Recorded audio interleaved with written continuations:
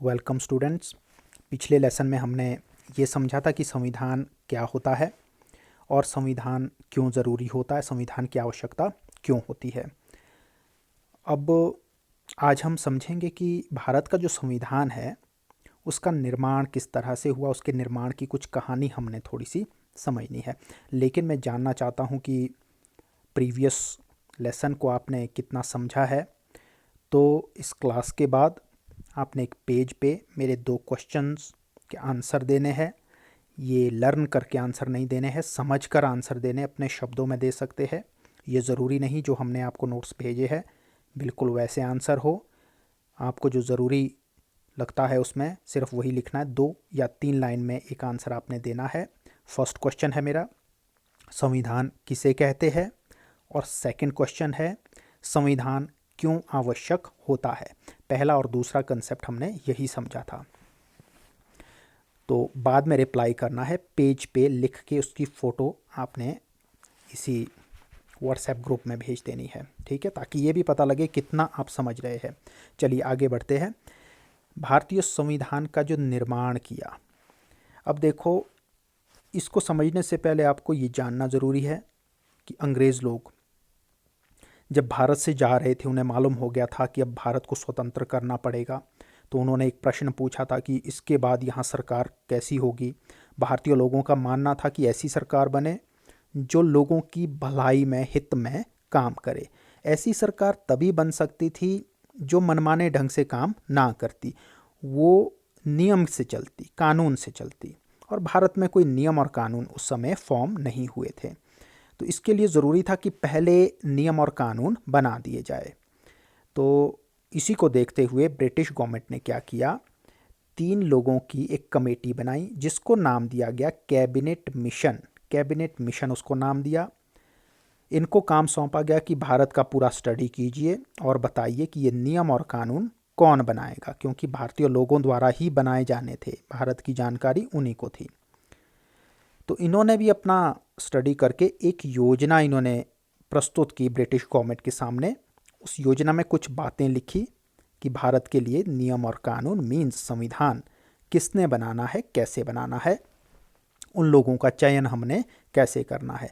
तो इन्होंने सबसे पहली बात तो कही कि भारत के लिए संविधान बनाने के लिए एक हम सभा बनाएंगे। सभा का मतलब हो गया जिसमें बहुत सारे लोग होंगे। तो जब भी आपसे पूछा जाए कि भारत का संविधान किसने बनाया, तो इसी संविधान सभा ने। तो आप क्या कहते हैं कि भारत का संविधान एक संविधान सभा ने बनाया, ठीक है। अगली क्या बात थी, इसी कैबिनेट मिशन के अकॉर्डिंग इन्होंने कहा कि इस संविधान सभा में कुल 389 सदस्य होंगे। पूरे भारत से 389 सदस्य चुनने हैं, जिनमें से 292 सदस्य ब्रिटिश भारतीय प्रांतों से चुने जाने हैं। अब ये ब्रिटिश भारतीय प्रांत क्या है, 3 चीज़ें यहाँ पर लिखी है, देखो ब्रिटिश भारतीय प्रांत, फिर देखो देसी रियासतें, ठीक है। और यहाँ पर गलत लिखा है मैंने जानबूझकर, ताकि आप इसको ठीक कर सके बाद में। ये है चीफ कमिश्नर प्रांत। पिछली बार भी मैंने एक शब्द गलत लिखा था और कई बच्चों ने वही उतार दिया मेरे बोलने के बावजूद। यहाँ पर क्या है, चीफ कमिश्नर प्रांत, चीफ कमिश्नर प्रांत। पॉज कर दिया करो और अपने पास नोट कर लिया करो। देखो, अंग्रेज़ों ने पूरे भारत पे तो कब्ज़ा नहीं किया था, ठीक है। उन्होंने उन जगह पे अपना डायरेक्ट कंट्रोल किया था जो उनके महत्व के स्थान थे, जहाँ से उनको बेनिफिट मिलता था। जैसे उनको कहीं से अनाज चाहिए था, कहीं से रॉ मटेरियल चाहिए था, रेशम चाहिए होता था जिसको वो अपने देश सस्ती कीमत पर ले जाते थे। उन्होंने कपड़े के उद्योग लगा रखे थे, फिर कपड़ा बनाते थे। तो पूरे भारत में उन्होंने कंट्रोल नहीं किया था। तो जिन पर सीधा कंट्रोल था उनको कहा गया ब्रिटिश भारतीय प्रांत। ये वाला ब्रिटिश भारतीय प्रांत कौन से थे, जहां ब्रिटेन का सीधा कंट्रोल था। कुछ जगह क्या रखी उन्होंने, राजा महाराजाओं का शासन था, वो उनके लिए ज़्यादा इम्पोर्टेंट क्षेत्र नहीं थे। उन्होंने कहा आप ही यहाँ शासन करो, लेकिन उन्हें कहा कि हम आपके ऊपर आक्रमण तब नहीं करेंगे अगर तुम हमें टैक्स देते हो। तो ये राजा महाराजा टैक्स देते थे ब्रिटिश गवर्नमेंट को, ताकि उनके ऊपर अटैक ना करें। तो एक तरह से ये कठपुतलियाँ थी, ये राजा महाराजा। अंग्रेज़ों के हाथ की। और ऐसी जगह को क्या कहा गया, देसी रियासतें, मीन्स जहाँ राजा महाराजाओं का शासन चलता था। कुछ बड़े एरियाज़, बड़े शहर थे जहाँ उन्होंने अपना एक कमिश्नर नियुक्त किया होता, वो कमिश्नर वहाँ का शासन चलाता था, अंग्रेज़ों का कमिश्नर होता था, ऑफिसर मीन्स। तो ये ऐसे चीफ कमिश्नर 4 थे प्रांत, ठीक है। तो इस तरह से इसको समझना है आपने। 3 भागों में मीन्स भारत बंटा हुआ था, तो ये इन्हें मत मालूम था। तो 292 में इन्होंने कहा कि ब्रिटिश भारतीय प्रांतों से चुने जाएंगे, ये तो जस्ट याद रखना है। 93 देसी रियासतों से और 4 सदस्य चुने जाएंगे चीफ कमिश्नर प्रांतों से। तो कुल बनने थे 389। अब जो ये संविधान सभा बननी थी इन 389 लोगों को लेकर, इसकी खासियतें क्या थी, मीन्स विशेषता इसकी क्या थी। सबसे पहली बात तो थी कि ये थी इसकी रचना, बनावट, रचना होती है बनावट, सांप्रदायिक थी। सांप्रदायिक होता धर्म के आधार पर। ये जो 389 में से 292 सदस्य थे, यही चुने जाने थे लोगों द्वारा। बाकी देसी रियासतों वाले तो शासकों ने भेजने थे, राजा महाराजाओं ने, जो उनको लगता है उनके प्रांत में ज़्यादा पढ़े लिखे लोग हैं, ठीक है। तो इनमें से 292 में से जो सदस्य चुने जाने थे वो 3 कैटेगरीज के, उनमें से हिंदू आने थे, मुस्लिम आने थे और सिख आने थे। 3 क्षेत्रों में बांटे गए थे। हिंदुओं को हिंदुओं ने चुनना था, मुस्लिम को मुस्लिम ने, सिखों को सिखों ने चुना था। तो इस प्रकार से संविधान सभा की बनावट कैसे बनी, धर्म के आधार पर, उसी को कहते हैं सांप्रदायिक रचना। दूसरी बात है, कांग्रेसी संस्था भी इसको कहा गया, क्योंकि उस समय भारत को आज़ाद कराने का सबसे बड़ा काम कौन कर रहा था, कांग्रेस दल।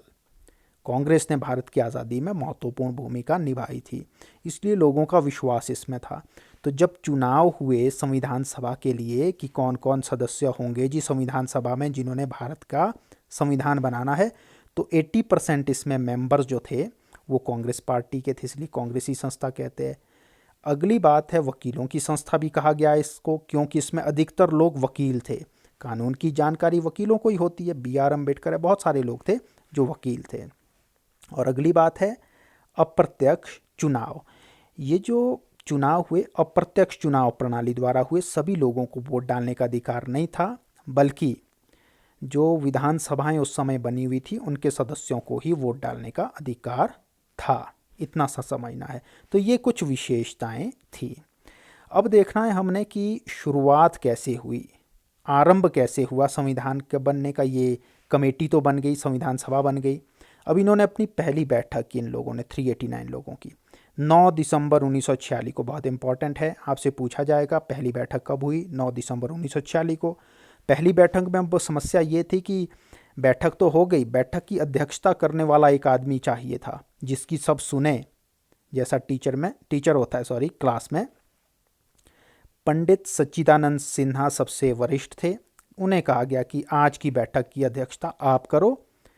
तो अस्थाई अध्यक्ष बने, कौन बने, पंडित सच्चिदानंद सिन्हा, क्योंकि ये उम्र में सबसे बड़े थे। फिर दूसरी बैठक हुई जी इनकी 11 दिसंबर 1946 को। इस दिन डिसाइड किया गया कि डॉक्टर राजेंद्र प्रसाद को परमानेंट, स्थायी अध्यक्ष बनाया गया।